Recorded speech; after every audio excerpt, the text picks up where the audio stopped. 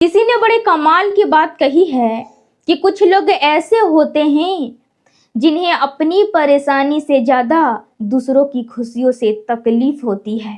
नमस्ते दोस्तों, मैं आपकी दोस्त कुमकुम और मैं आप सभी के लिए एक छोटी सी कहानी लाई हूँ। ये कहानी है एक राजा की और बहुत अच्छी कहानी है, ध्यान से ज़रूर सुनिएगा। राजा का एक रूटीन था। वो हर रोज 100 लोगों को भोजन करवाता था और ज़रूरतमंदों को ज़रूरत पूरा करता था। लेकिन एक दिन राजा से एक पाप हो गया। खीर ने सारी गड़बड़ कर दी। हलवाई खीर बनाया लेकिन खीर को ढकना ही भूल गया और सांप आया, खीर में जहर छोड़कर चला गया और वही खीर राजा सबको खिला दिया और सभी लोग मर गए। अब राजा सोचने लगा कि ये कैसे हो गया। राजा बहुत चिंता में आ गया, बहुत परेशान हो गया।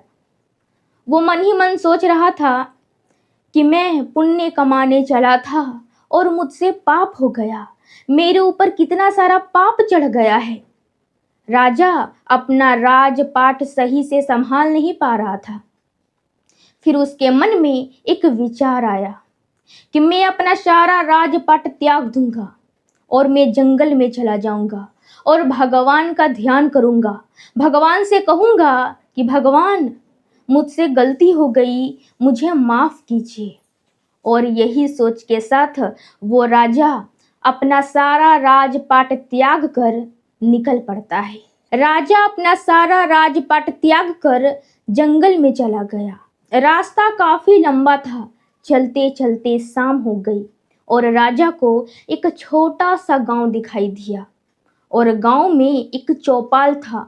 वहां पे 4-5 व्यक्ति बैठकर आपस में बातें कर रहे थे।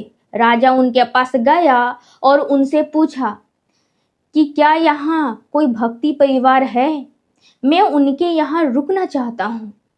तो उन्हीं में से एक व्यक्ति कहा कि हाँ, एक ऐसा परिवार है, मगर उनके परिवार में बस 2 ही लोग हैं और दोनों भाई बहन हैं।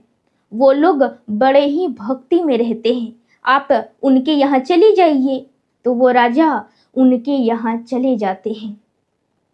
राजा भाई बहनों से बहुत रिक्वेस्ट करते हैं, प्रार्थना करते हैं, कहते हैं कि मैं मुसाफिर हूँ, सुबह होते ही मैं चला जाऊंगा। तो दोनों भाई बहन कहते हैं कि कोई बात नहीं, आप यहाँ रुक सकते हैं। जो वहाँ एक लड़की थी, उसका एक रूटीन था। वो सुबह सुबह सबसे पहले उठती थी तो भगवान का ध्यान करती थी, उसके बाद दूसरा काम करती थी, भोजन बनाती थी। लेकिन उस दिन जब वो सुबह सुबह उठी तो भगवान का ध्यान की, लेकिन उसे ध्यान से बाहर आने में, ध्यान से जगने में काफ़ी समय हो गया। वो ध्यान से जगी नहीं और जब वो ध्यान से जगी तो उसके भैया कहें कि क्या तुम भी बहन आज थोड़ा कम ध्यान कर लेती? तुम्हें पता है ना कि हमारे घर में मुसाफिर आए हुए हैं तो उन्हें खाना खिलाकर ही भेजना है। तब वो लड़की कही, बहन कही कि भैया, आज प्रभु के दरबार में अलग सा बहस हो रहा था, एक मसला था। तब भैया कहें कि कैसा मसला था बहन?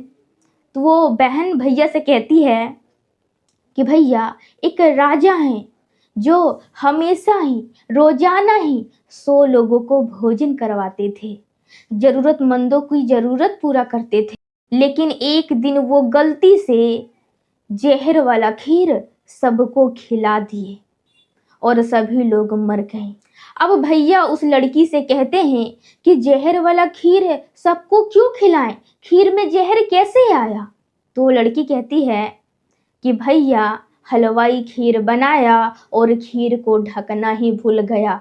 सांप आया और खीर में जहर डालकर चला गया और राजा वही खीर सबको खिला दिया और सभी लोग मर गए। अब ये नहीं समझ में आ रहा है कि पाप किसके ऊपर चढ़ा। उस हलवाई के ऊपर चढ़ा जिसने लापरवाही की, खीर को ढकना ही भूल गया, या फिर उस सांप को चढ़ा जिसने खीर में जहर डालकर चला गया, या फिर उस राजा को पाप चढ़ा जिसने सबको खीर खिलाया। ये बातें समझ में नहीं आ रही है। अब ये राजा इस बात को सुना तो वो सोचने लगा कि ये तो मेरा ही बात है। राजा दौड़कर उस लड़की के पास गया और कहा कि बहन बताओ बताओ ना, किसे लगा पाप? तो वो लड़की कही कि अभी फैसला होने में बाकी है, अभी नहीं हुआ है फैसला, कल होगा। ये बात सुनकर राजा जाने का इरादा बदल दिया।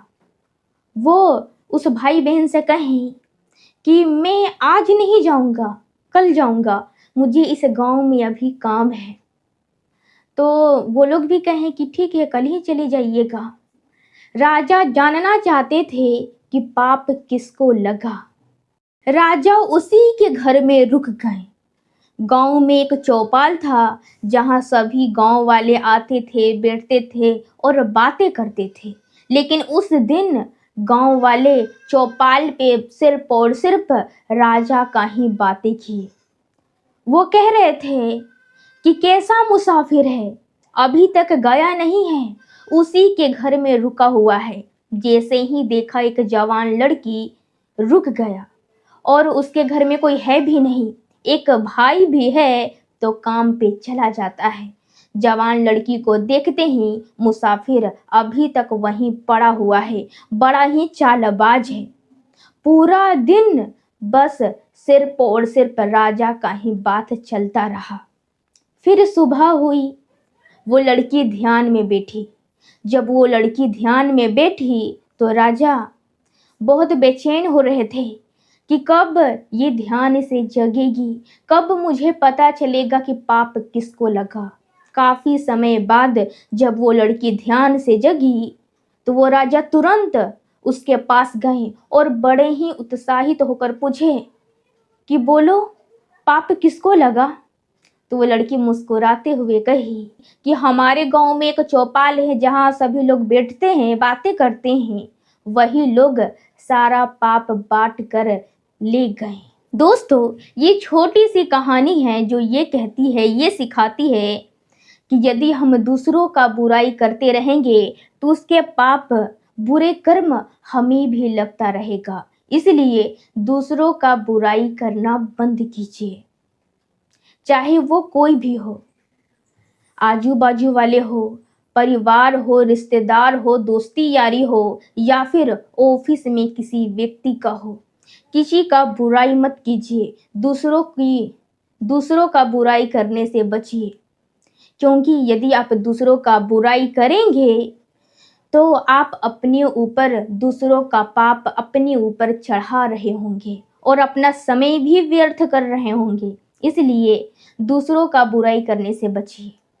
दोस्तों, आप सभी को ये कहानी कैसी लगी कमेंट में ज़रूर बताइएगा। यदि वीडियो पसंद आया हो तो वीडियो को लाइक कीजिए, कमेंट कीजिए और अपने दोस्तों के साथ शेयर कीजिए। यदि आप फेसबुक पे देख रहे हैं तो हमारे पेज को फॉलो कीजिए और यदि आप यूट्यूब पे देख रहे हैं तो हमारे चैनल को सब्सक्राइब कीजिए। मिलते हैं अगले वीडियो में, तब तक के लिए नमस्कार।